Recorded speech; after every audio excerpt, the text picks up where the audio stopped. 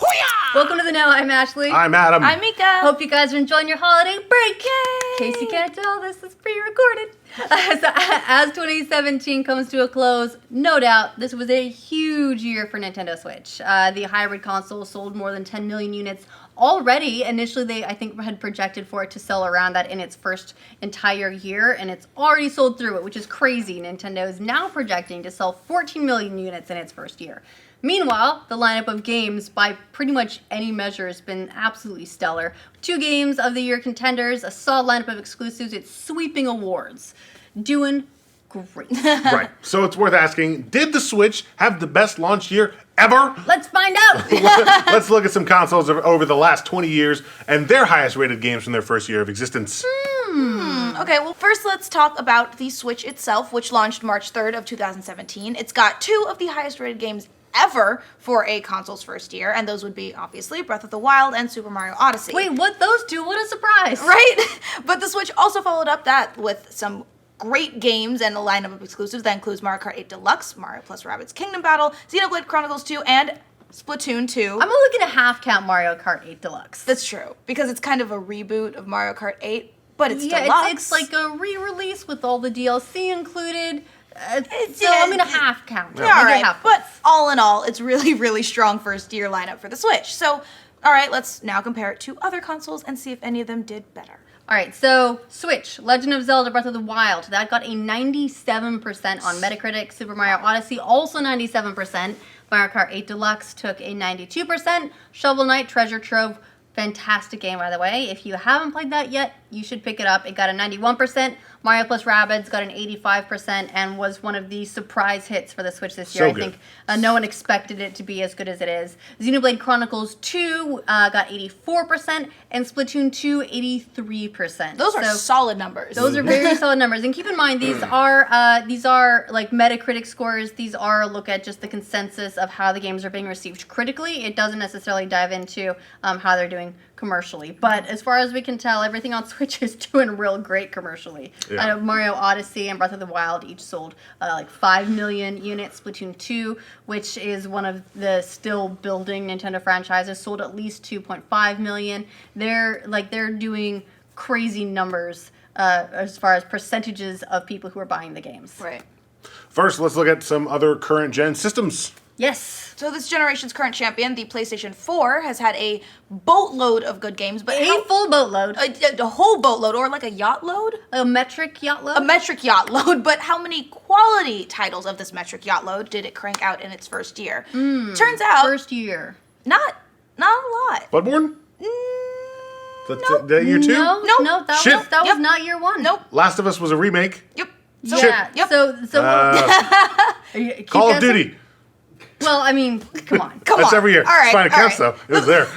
The 4th iteration of the PlayStation released way back in November 15th of 2013. Before times. Ancient times here in the States. And it kind of struggled out of the gate when it came to games. The biggest game by far was The Last of Us Remastered. So you were onto something. Still great game, great exclusive, but it's kind of half points. Once again, as the title says, it was a remaster. But mostly the best reviewed games PS4's first year were remakes until GTA 5 released in late 2014. Yeah, so the biggest releases for PS4 for its opening year, Last of Us Remastered, that one got a 95%. Flower, which is a lovely little indie title, but it is Goodness. 4 minutes long. well, it got 91%. Diablo 3, Ultimate Evil got a 90%. right. Rayman Legends 90%. Fez 90%. Minecraft took 89%. Binding of Isaac Rebirth was 88%. And then you had a whole bunch of non-exclusives as well. Well, actually, not all of those were exclusives anyway. Yeah. But you had FIFA 14 with 87, NBA 2K14 for 85, and Battlefield 4 with 85. So Comparing that list to the Nintendo Switch, I'm surprised it exists at all. it Right? is. It's really bad. It's really, and it's also none of those games on that list, as far as I'm concerned, or what I can tell, have made an impact like Breath of the Wild did, or like Mario Odyssey did. They were just like, they were games. Yeah, I that think existed. PS4 did a really good job of continuing to build its library Exactly. after the first year. Yeah. The first year lineup for both PS4 and Xbox One could have been better. They did put out some really great games. Infamous was one of the early great games for PS4, and that did really well. But it took them a little bit longer. They had a lot of misses too, like the Order 1886. Oh, yeah. Exactly. That existed. Yeah, Yeah, so poop that there was. were, a lot of early attempts that didn't quite hit, but they fixed it. Right. So I think it's important to note that you don't have to launch as strong if you continue to create a really strong library, and PS4 is evidence of that. Right. Yeah. Yeah. As for the Xbox One, it released around the same time as the PlayStation 4 on November 22nd, 2013 here in the States. And thanks to those extra few days, it managed to have GTA 5 fall within its first full year of release.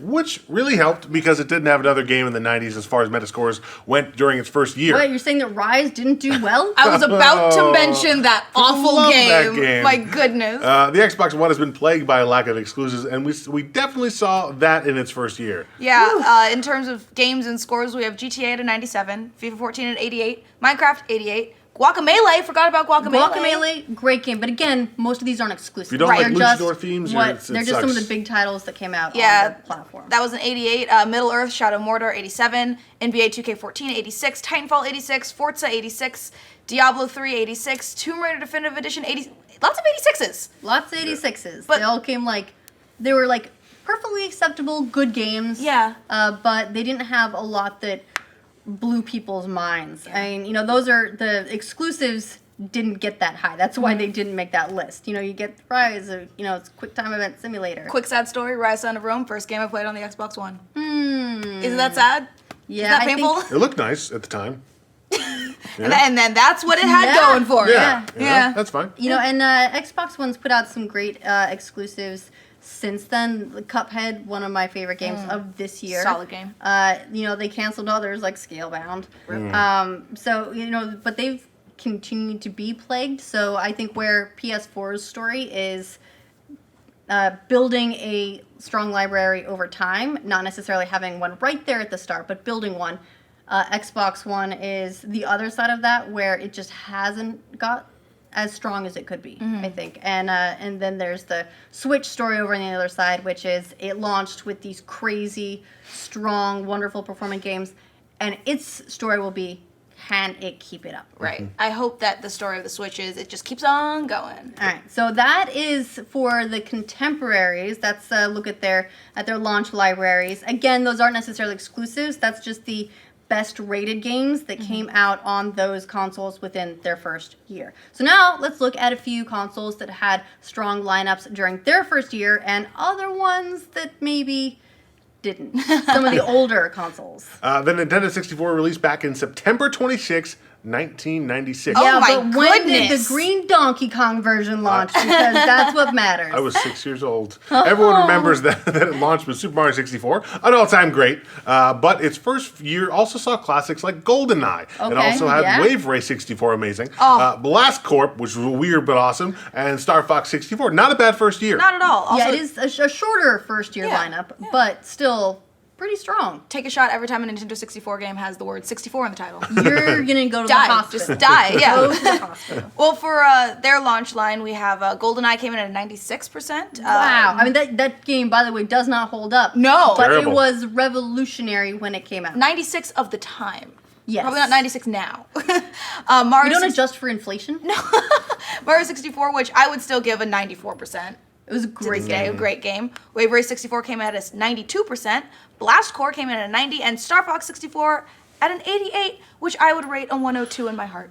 So pretty good launch year lineup. Yeah, Pretty solid. good, not bad for them. But another contender for a console with the best first year is, believe it or not, the Sega Dreamcast. Yes, Oh. R.I.P. That console launched September 9th, 1999 in North America. It's legendary for its early lineup. Of course, there was Soul Calibur. There was also NFL 2K1, Jet Grind Radio. Those gave it a pretty amazing early start out of the gates. Sadly for Dreamcast, that lead did not last. No. Poor Dreamcast. Poor Dreamcast. Soul Calibur had a 98%, NFL 2K1 97. 98%. That's Soul Calibur It's was. deserved. Did you play Soul Calibur? Oh, it was This game's fantastic. amazing. Yeah. Jet Grind Radio 94%. Marvel vs. Capcom 2 90%. That's Yeah, a so damn good lineup. yeah, so we're looking again at those being slightly shorter lists for sure, but great games. Yeah. Great. The highly anticipated PlayStation 2 launched in March 2000, still the ancient times, and was famous for shortages which led to a robust scalping market. Oh, I worked holiday retail when that came Oh, out. no. It was a nightmare. What do you mean you don't have this popular console that everyone else wants? The PS2, as well as having a shortage, also had a decent lineup of games its first year, led by Gran Turismo 3, A-Spec, SSX. SSX was such a good game, and also Madden NFL 2001. There were a lot of really great games, and this is still the best-selling console of all time. Gran Turismo 3, A-Spec got a 95% critically, SSX 93%. I still think we need more SSX games. Yep. Maybe a change.org petition. Maybe that'll do it. I will. Always I'll does. vote. There, Madden NFL 2K1 or 2001, whatever, got a 91%. DOA 2 Hardcore got 91%, and Rayman 2 Revolution got a 90%. So again, pretty solid there. It's all right. Everything launched in the 90s or above. Again, not adjusting scores for inflation, Correct. and I think review practices have changed since then. But no one's going to go back and review those games and rescore them. The original Xbox, one of my favorite launches, launched on Oh, November the brick. 15th, 2001, My and is goodness. still strongly associated with one franchise, Halo. Halo. What a fantastic launch game. And the very first Halo helped Microsoft get off to a good start in the console wars, but the console's first year lineup also included Tony Hawk Pro Skater, a bunch of solid sports games like Madden 2002 and 2003, NCAA 2003, NBA 2K2, Splinter Cell, awesome one, almost made the launch year too, but it came out just a few days too late. Man, overall, though, you can really see what kind of audience Microsoft is going for with the Xbox's original launch Yeah. lineup. They were like, let's get the sports in, let's get the mainstream gamers. We want those like college age gamers who are a little bit more mainstream, and they went for it. It worked. They did, and with all those games, we have Halo CE clocking at 97%, Tony Hawk Pro Skater 3, 93%, Madden 2002 at a 90, Madden 2003 at a 92, NCAA 2003 at a 90, NBA 2K2, I'm still freaking out over 2K single digits, at a 90, Splinter Cell, like you said, almost made the launch year. It came out 2 days later and got a 93, so we're going to count it. We're going to squeak it in there. Yeah, it's an honorable mention at the very least. Yeah. Splinter Cell, amazing game. I know that Ubisoft hasn't been doing much with the franchise since then, but Pandora, Tomorrow, Chaos Theory were my jam. They were good. I love those games. Those were like the games that I liked to play competitively.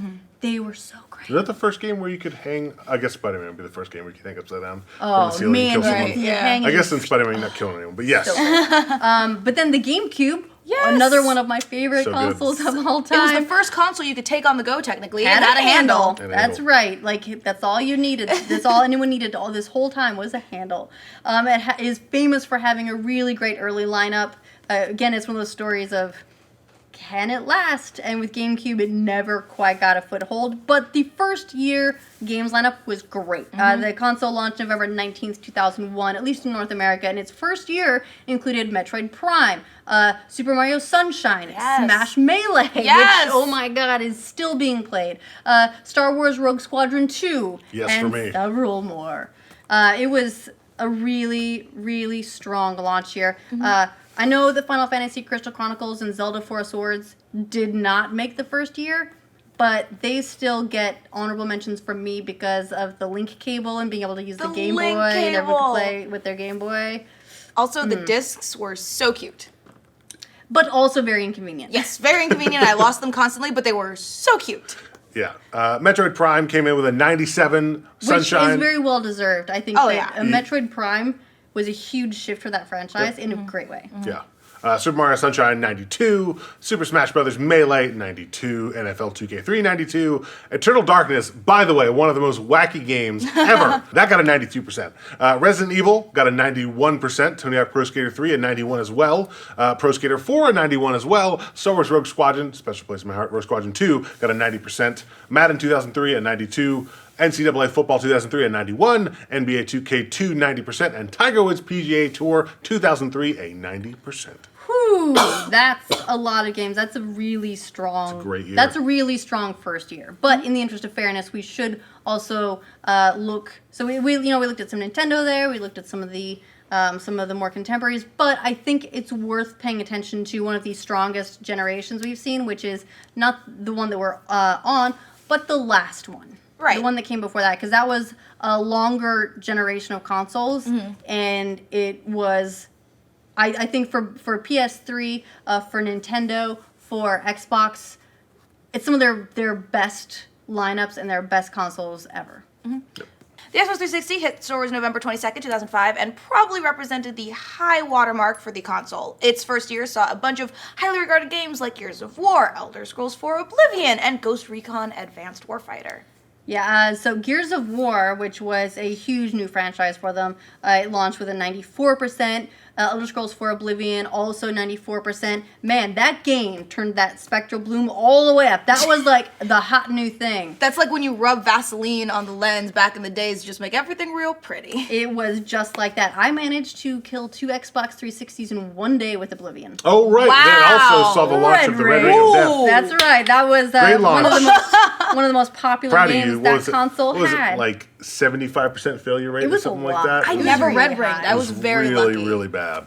They had Ghost Recon Advanced Warfighter, also one of the strongest titles in that entire franchise, Yeah. in my opinion. Call of Duty, that one had a 90%. Call of Duty 2, 89%. Burnout Revenge, Great one. 89%. Project Gotham Racing 3, Great oh game. my god, PGR 3 was so good. It only got an 88% in reviews, but I'm going to give it an extra 12, straight up to 100%, because I just really, really liked it. Rainbow Six Vegas, 88. Fight Night Round 3, 86. That game was a phenomenon when it came out. Yeah, At least it was crazy. like in my group of friends, like everyone went fucking crazy for that game. There's Dead or Alive 4, 85. Loved Dead it. Rising, 85. There's the start of so many really great, powerful franchises. That's a really good system launch. Was It's a a good system really launch. good God. system launch, which I think partially explains why Xbox 360 did so well. Is they started strong, they had all these really well received franchises, and then kept building on them for the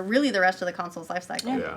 The Wii released November 19th, 2006, and despite sometimes getting knocked as a casual system, Well. its first year saw a really strong lineup of games. I'm sorry, casual people got Wii tennis elbow, please. They They were did. playing hard. And broken TVs. Yeah.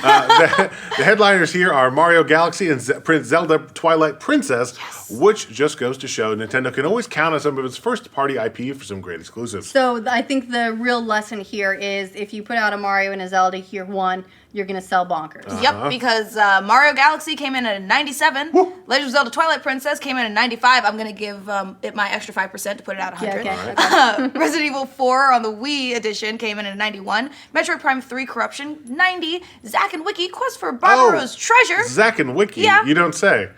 One of my favorite games. I don't even know what that game is. One of the most recognizable franchises of all Of all time. time. Well, that clocked in at 87. Guitar Hero 3, Legends of Rock, 86. And an adorable Super Paper Mario at an 85. Man, the Wii really did do crazy. That was another one that it launched and it was doing pretty well, and then just skyrocketed. Yep. Took off completely. Didn't it also launch Wii Sports?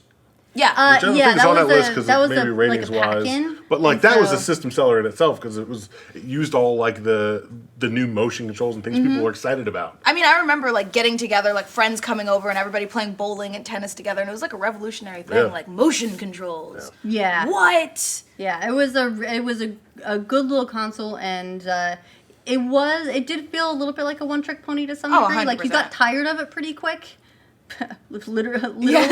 But it had a really strong launch. But remember when you were like picking up Twilight Princess for the first time, and it literally said you could slash and you could Link would swing a sword, and you're like, this is the future. that was great up until you were just like, right, and then you just start pressing A. Yep. yeah. Yeah. And the PlayStation 3, that launched November 11th, 2006. It had a pretty decent lineup. It was headed by multiplats like Modern Warfare and also Oblivion. But the console's lineup would really pick up a few days after its first year anniversary with the launch of a little game called Uncharted. Oh, so what? Never while heard that of it. didn't technically make the launch year lineup, Uncharted did go on to become the signature franchise of PlayStation. And kind of like Splinter Cell, it launched not that long after the first year. Right. Call of Duty 4 Modern Warfare got a 94%. That was a multi-platform release, but still Yeah, good. Most of these are multi-platform releases Right. when it comes down to it. Yeah. Elder Scrolls Oblivion got a 93. Ratchet and Clank Tools of Destruction, what a good game, 89. Ninja Gaiden Sigma, 88. Rainbow Six Vegas, 86. NHL 08, 86. Virtua Fighter 5, 85. And Skate, 85. So that's a pretty decent lineup. Yeah. I would say that based on its launch year, its launch lineup, and what the franchises that we can still look at, Nintendo Switch is in a pretty good place. I think it's going to be in the upper. I think it's going to be one of these upper tier consoles as far as its lifetime performance based on its first year lineup. I think looking at these, like the Xbox 360 and the GameCube both had pretty solid launch lineups, and I think the Switch is right in line with those. It's just It can go one of two ways, right? It goes the way of the GameCube, which is really strong launch year, but then can't follow it up. right. Or it goes the way of like the Wii and the PS2 and those consoles where it continues building and just gets more and more momentum. I'm hoping that with all of this attention on the Switch and with all of these third-party developers saying, you know, we're here for the Switch, we're ready for the Switch, with Nintendo promising even more exclusives that they've been announcing, that it's going to take that second route and just keep on going. As long as we don't get the kind of shovelware that you got all the time with the Wii. Right. Let's hope that Nintendo has learned from their mistakes and that this is their console to shine. I think it's going to be. What do you think? Do you think that Nintendo Switch is going to stack up against these other consoles for its lifetime based on its launch year lineup? Let us know in the comments. And for all your future launch lineup things, Yeah. can do it. subscribe to the know. Yeah! What he said!